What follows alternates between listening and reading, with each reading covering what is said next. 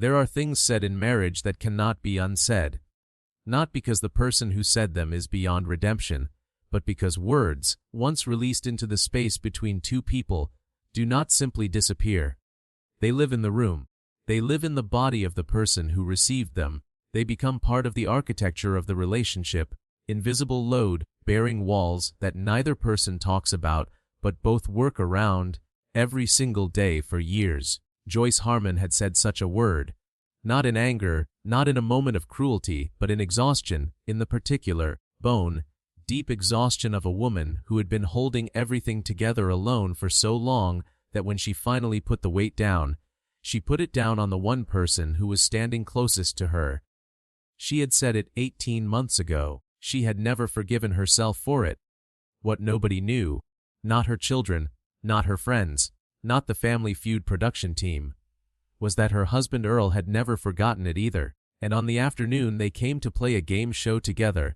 The thing that lived between them was about to be named, honestly, for the first time. Steve Harvey was not prepared for what was coming. Nobody was. Her name was Joyce Harmon. She was 55 years old, a former registered nurse who had left clinical practice 4 years earlier to become the full-time caregiver for her mother, who had been diagnosed with early-onset dementia at the age of 73. Joyce had made the decision with characteristic practicality. Her mother needed a level of daily care that professional services in their area could not consistently provide. Her own nursing background made her qualified to deliver it, and she had 2 adult children who were launched, a husband whose income could sustain the household, and the kind of moral compass that, when it pointed in a direction, she followed without prolonged deliberation. What she had not fully accounted for, what the practicality of the decision had not prepared her for, was the cumulative weight of 4 years of full-time caregiving for a parent who was, slowly and relentlessly, becoming a stranger. Dementia caregiving is one of the most psychologically demanding forms of human labor. It involves daily grief for a person who is still alive. It involves absorbing confusion, agitation, and sometimes cruelty from someone who does not know they are delivering it. It involves the gradual erasure of the reciprocal quality of care. The part where the person you are caring for can say your name, recognize your face, understand what you are giving up to be there. Joyce had been doing this work for 4 years. She had been doing it largely without complaint, largely without asking for recognition, and largely without allowing herself to acknowledge, even privately, how much of herself the work was costing her. Her husband was Earl Harmon. He was 58, a civil engineer with the city of Phoenix who had been in the same department for 22 years and who had, by all professional and social measures, built a steady, respected, and genuinely useful career. He loved Joyce. That was not in question. But he was a man whose response to a partner's suffering had always tended toward the practical, toward solving, toward providing, toward ensuring the structural conditions of the household were maintained, rather than toward the kind of emotional presence that does not fix anything but that makes the thing being endured more bearable. He had watched his wife disappear into the caregiving work over 4 years and had responded by making sure the bills were paid, the house was maintained, and the logistical burdens were minimized. He had not, in any sustained way, sat beside her in the specific darkness of what she was living through. He had provided everything except the thing she most needed, which was to be seen in her exhaustion rather than managed around it. 18 months before the taping, Joyce had come home from her mother's bedside at 11 o'clock at night after a day that had begun at 5 in the morning with an episode that had required physical intervention. Earl had been watching television. He had looked up and asked whether she wanted dinner. She had looked at him, at the ease with which he occupied the couch, at the television, at the unchanged and unburdened quality of his evening. And something in her had broken open. She had said that she sometimes felt like marrying him had been a mistake, that she had expected a partner and had built a life alone, that she was not sure the man on the couch had ever understood what it meant to carry something with another person rather than simply near them. She had not said it to wound him. She had said it because she was drowning, and it was the most honest and most devastating thing she could produce in that moment. Earl had gone very quiet. He had not responded with defensiveness or with anger. He had gone to bed, and in the 18 months since, the word had lived in their house like furniture neither of them had chosen. Present, impossible to ignore, never discussed. The Family Feud application had been submitted by their daughter, Keisha, who was 28, and who had watched her parents move around the edges of something unresolved for long enough that she had decided, with the particular boldness of the young, that what they needed was a day out, an afternoon of something that was not the weight of the house, the mother's care schedule, the silence around the word that had never been addressed. She had been half right. The Harmon family arrived as 5: Joyce, Earl, Keisha, their son Darnell, who was 31 and had driven up from Tucson for the taping, and Earl's younger brother Calvin, who rounded out the team with the amiable, self-deprecating energy of a man who understood his role, was comic relief, and played it with enthusiasm. The dynamic between Joyce and Earl was visible to anyone trained to look for it, which Steve Harvey was. They were not cold with each other. They were functional. The practiced, efficient coordination of a couple who have learned to share a life without spending too much time examining the quality of the sharing. They made eye contact when it was relevant to the game.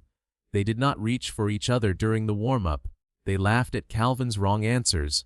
They were, in every observable way, fine. They were not fine. The game itself was competitive and well played. Earl's engineering precision served him on the questions that rewarded logical thinking. Joyce's clinical background made her faster than average at the people-based questions. What people worry about, what people do in difficult moments, what people want when they are not sure how to ask for it. Keisha was sharp and funny. Darnell was the slow, deliberate anchor who waited for the obvious answer while everyone else was chasing the clever one, and who was therefore frequently right. They were good together. That was the harder part. That this was genuinely a family that worked, that had built something real, and that was carrying something in the middle of it that neither of the central two people had found a way to address. Steve Harvey's between-round conversation began, as it usually does, with warmth and light questions. He asked Earl how he had known Joyce was the one. Earl gave the smooth answer of a man who had given the smooth version of the story many times. A story about her competence and her laugh, and the way she had looked the first time he saw her at work. It was a good story. It was clearly true. It was also, in the way of practiced stories, a story that had been polished until the complicated parts were smooth. Steve listened to it. Then he turned to Joyce. "And when did you know?" he asked. Joyce looked at Earl. Something passed across her face. Not quite a shadow, more like the brief registration of a cost. "I knew very early that I could build a life with him," she said carefully. "Earl is a good man. I want to say that clearly because it is true." She paused. "What I have had to learn over the years is the difference between a man who is good and a man who is present. Those are not always the same thing." The room felt the distinction before anyone processed it intellectually. Earl had turned to look at his wife. His expression had not changed, but the quality of his attention had sharpened. Steve Harvey had gone still. "What do you mean by that?" he asked. Joyce looked at her hands briefly. Then she looked at Steve and then at Earl with the direct, unflinching quality of a woman who spent years assessing patients and had never learned to soften a diagnosis when accuracy was more useful. 18 months ago, she said, I came home from caring for my mother after an extremely difficult day, and I said something to my husband that I have regretted every day since. Her voice was steady. I told him that sometimes I felt like marrying him had been a mistake. She paused. I said it because I was exhausted and because I felt invisible and because I needed him to understand something he had not been understanding, and I used the most damaging word available to me because I did not have the energy for the careful version. She looked at Earl directly. I have never apologized for that. Not because I don't believe I owe you one, but because every time I have tried to approach it, I have not been able to find the sentence that carries both the apology and the truth underneath it at the same time, and I refuse to apologize for the word without being honest about what produced it. Earl said nothing. Darnell and Keisha were completely still. Steve Harvey looked at Joyce Harmon with the full, Serious attention of a man who understood exactly what kind of courage the last 30 seconds had required. Steve Harvey stood at the center of that stage and made a decision that the best hosts make in their best moments. He decided that the game could wait, and that what was happening in front of him was more important than the structure that was supposed to contain it. He turned to Earl. "Earl," he said, "your wife just did something very difficult. She told the truth about a painful thing, and she told it in a way that was honest about both parts of it. What she said and what made her say it." He paused. "I'm going to ask you to do something. I want you to tell her what that word meant to you when you heard it. Not what you did with it, not how you managed it, what it meant." Inside, Earl was quiet for a long moment. He was a man who had built his professional life around structural precision, around the confidence that things built correctly would hold, and he was being asked to do something that had no structural component, no precision, and no guarantee that what he built with it would hold. "It meant," Earl said slowly, "that I had been failing you in a way I didn't have the vocabulary to see until you named it." He stopped. Started again. "I knew you were struggling. I knew the caregiving was costing you more than you, and I did what I always do. I handled the parts I could handle, and I told myself that was enough. That if the roof was on and the bills were paid, and I showed up every day, that was what a husband was supposed to do." His voice had lost its evenness. "When you said what you said, I didn't defend myself because I couldn't, not because the word was accurate. I don't believe you made a mistake, but because the thing underneath it was accurate. I was not there with you in the way you needed. I was there near you, and I had been telling myself those were the same thing." Joyce was watching him with the complete, focused attention she gave to the things that mattered. "I did not respond to it," Earl continued, "because I didn't know how to respond to it without either dismissing what you felt or accepting a version of myself I was ashamed of. So I went quiet, and I have been quiet about it for 18 months. And that is," he exhaled slowly, "that is the same failure it was the first time. Handling the silence instead of you." Steve Harvey gave the moment its full space. Then he turned to Joyce. "You said you owe him an apology, and you also need the apology to carry the truth underneath it," he said. "I think you can do both at the same time. Right now." Joyce turned to Earl fully, her composure, which had held through the disclosure and through Earl's response with the steadiness of someone who had endured 4 years of learning to hold difficult things, eased. Not broke, but eased. Into something more open. "I am sorry for that word," she said. "You are not a mistake. You have never been a mistake. You are the man I chose and the man I would choose again." She paused. "And I need you to also hear that the reason that word came out of me is that I was alone in a darkness that you were standing right next to, and I needed you to come in rather than maintain it from the outside. That is what I needed then. It is still what I need now." Earl nodded. "I know," he said. "I know that now in a way I didn't then. I need you to do something with that knowledge," Joyce said quietly. "Not manage it, do something with it." It was the most precise exchange of the afternoon. It was also the most real. Steve Harvey turned to the audience, and then to the cameras with the expression of a man who had just witnessed something that his medium was not always capable of carrying, but that had, today, been carried fully. "Marriage is not a structure," he said. "It is a presence.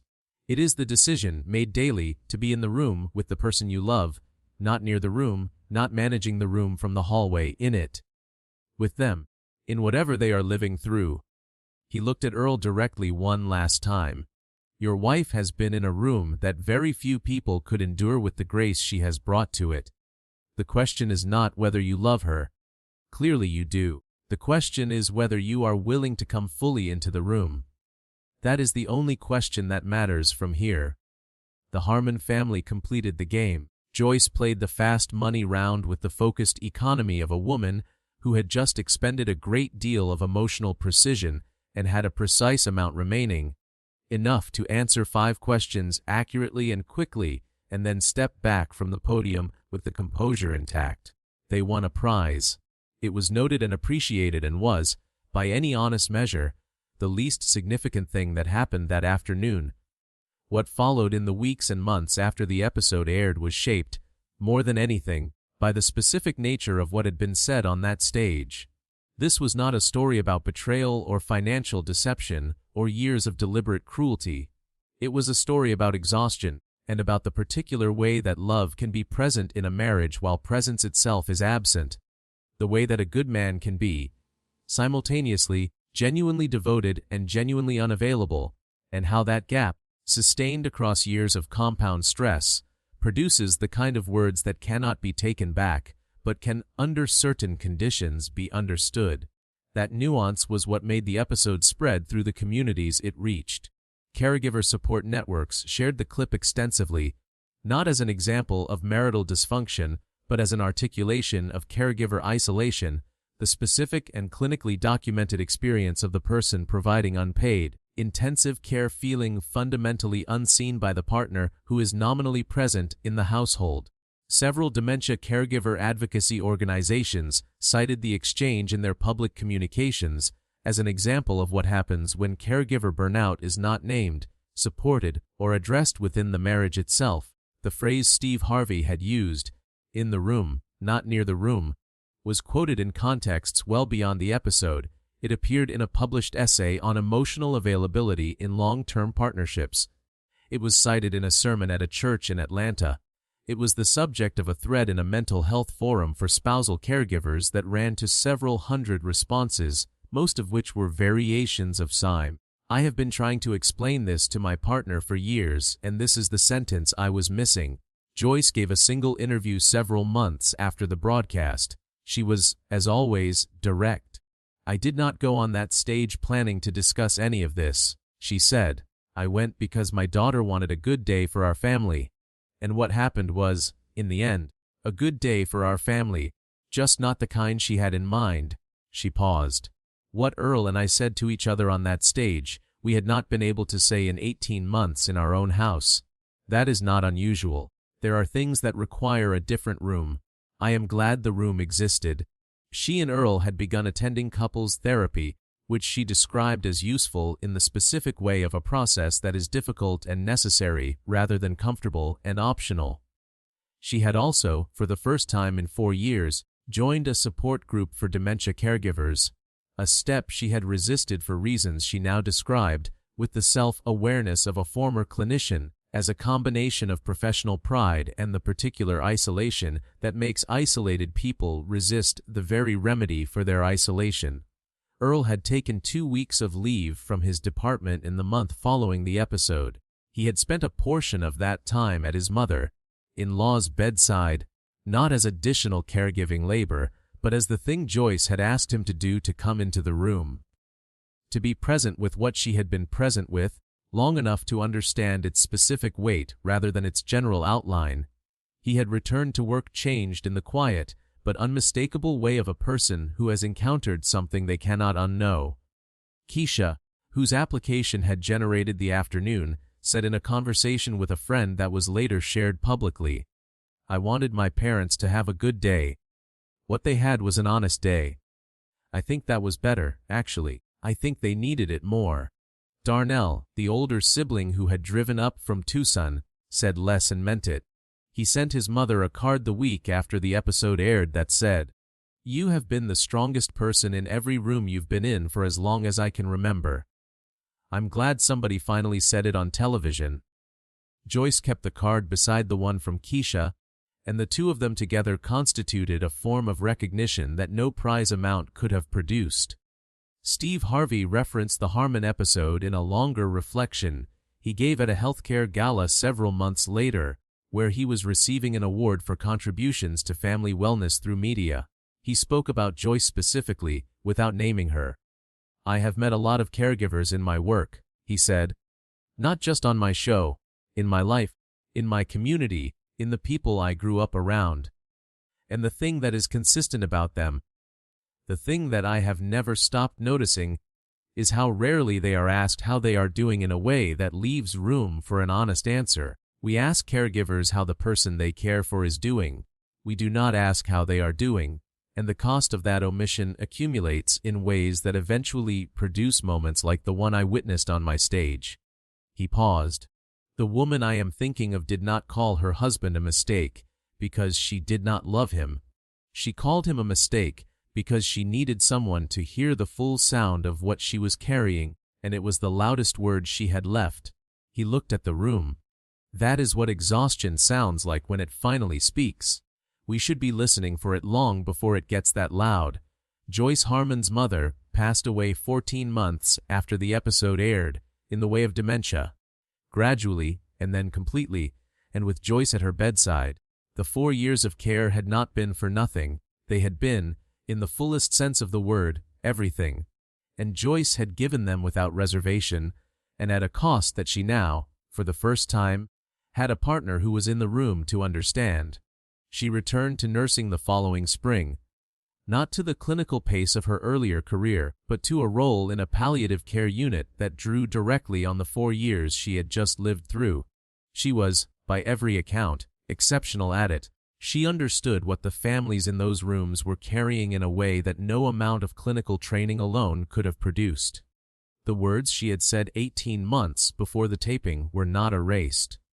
Words like that are never erased, but they had been given their full context, the exhaustion, the isolation, the specific darkness of a room that Earl had now been inside. And in that context, they had become something other than a wound. They had become the sentence that finally broke a silence that had cost both of them more than either had been willing to say. That is not a small thing to become. If this story moved you, please hit the like button and subscribe to this channel. Every week we share the moments when real families, on a real stage, say the things they have needed to say and find, sometimes for the first time, that the person they love is still standing there, listening. Share this with someone who needs to know that honest words, even the hard ones, are the beginning of something better.